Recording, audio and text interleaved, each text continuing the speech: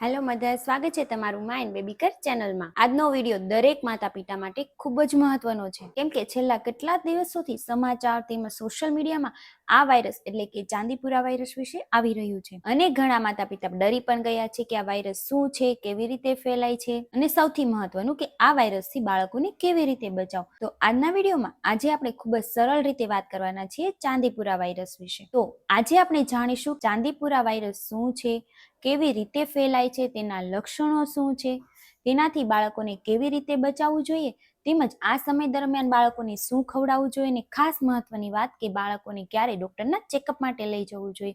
તો video and સુધી જરૂરથી જોજો। ચલો વિડીયોની શરૂઆત કરીએ। સૌથી પહેલા આપણે વાત કરીએ કે ચાંદીપુરા વાયરસ શું છે। આ વાયરસ એક ચેપ છે જે ખાસ કરીને નાના બાળકોમાં વધારે જોવા મળે છે, તેમજ આ વાયરસની અસર નાના બાળકોના જો મગજ પર થાય તો તે ઘણીવાર ગંભીર સ્થિતિ પણ સર્જાય છે। આ વાયરસ દરેક બાળકને થાય એવું જરૂરી નથી, પરંતુ જ્યાં આ વાયરસના કેસ જોવા મળે છે ત્યાં ખૂબ જ સાવચેતી રાખવી જરૂરી છે। ડરવાની જરૂર નથી, પરંતુ જાગૃત રહેવાની ખાસ જરૂર છે। હવે આપણે વાત કરીએ કે ચાંદીપુરા વાયરસ કેવી રીતે ફેલાય છે। વૈજ્ઞાનિક અભ્યાસ મુજબ આ વાયરસ નાની નાની માખીઓ એટલે કે સેન્ટ ફ્લાય નામની નાની નાની માખીઓથી ફેલાય છે।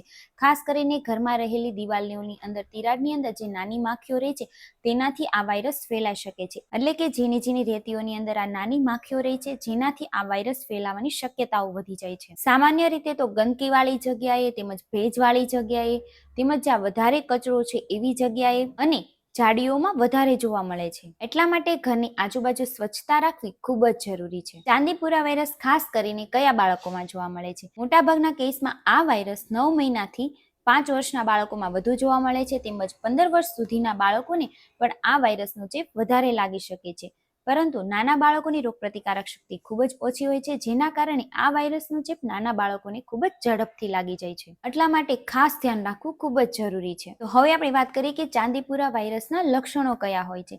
ખાસ કરીને આ વાયરસમાં બાળકોને સૌથી પહેલા તો ઝીણો ઝીણો તાવ આવે છે, ત્યારબાદ બાળકોને વધારે તાવ આવે છે, એટલે કે 103 104 ની આજુબાજુ તાવ આવે છે, બાળકોને વધારે ઉલટી થાય છે, વધારે ઝાડા થઈ જાય છે, તેમજ બાળક ખૂબ જ નબળું લાગે છે, બાળક દરેક વસ્તુઓ ખાવાનું બંધ કરી દે છે, તેમજ આ વાયરસના ચેપથી ઘણીવાર બાળકોને આંચકી પણ આવી શકે છે અને બાળક બેભાન થઈ શકે છે।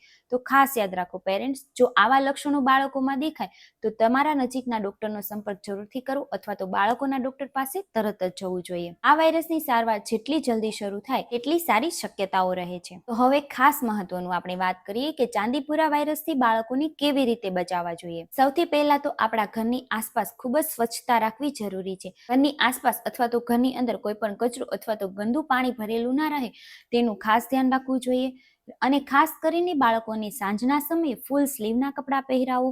બાળક જ્યારે રાત્રે સૂવે છે ત્યારે મચ્છરદાની અથવા તો નેટનો ઉપયોગ કરો, અને આવા વાતાવરણમાં બાળકોને ખાસ કરીને ઝાડીઓ તેમજ ગંદકીવાળી જગ્યાઓ જ્યાં પાણી વધારે ભરેલું છે તેવી જગ્યાએ રમવા બિલકુલ ના જવા દો, અને બાળકોને વારંવાર હાથ ધોવડાવવાની આદત જરૂરથી પડાવો। અને સૌથી મહત્વનું, બાળકોને જો ઝીણો પણ તાવ આવે તો તરત જ ડોક્ટરને બતાવો। ઘરની કોઈ પણ દવા ડોક્ટરની સલાહ વગર બિલકુલ ના આપવી જોઈએ। ચાંદીપુરા વાયરસમાં બાળકોને શું ખવડાવવું જોઈએ? ઘણા પેરેન્ટ્સનો એવો પ્રશ્ન હોય છે કે આ વાયરસમાં બાળકોને શું ખવડાવીએ જેનાથી બચાવી શકાય છે, પરંતુ પેરેન્ટ્સ આનો જવાબ છે નહીં, કેમ કે આ વાયરસને અટકાવતો એવો કોઈ પણ ખોરાક નથી, પરંતુ હા, ખાસ કરીને બાળકોને ઘરનો પૌષ્ટિક અને સાદો ખોરાક બાળકો માટે બેસ્ટ છે, તેમજ સિઝનલ અનુસાર બાળકોને ફળ જરૂરથી આપવા જોઈએ, તેમજ બાળક નાનું છે તો માતાનું દૂધ, બાળક મોટું છે તો આપણે દાળ ભાત ખીચડી કઠોળ અને લીલા શાકભાજી જે પૌષ્ટિક આહાર બાળકોની રોગપ્રતિકારક શક્તિ પણ ખૂબ સારી રીતે વધારે છે અને બાળકો માટે તે બેસ્ટ પણ છે। તો લાસ્ટમાં આજે આપણે જોયું કે ચાંદીપુરા વાયરસ શું છે, કેવી રીતે ફેલાય છે, તેના લક્ષણો શું છે,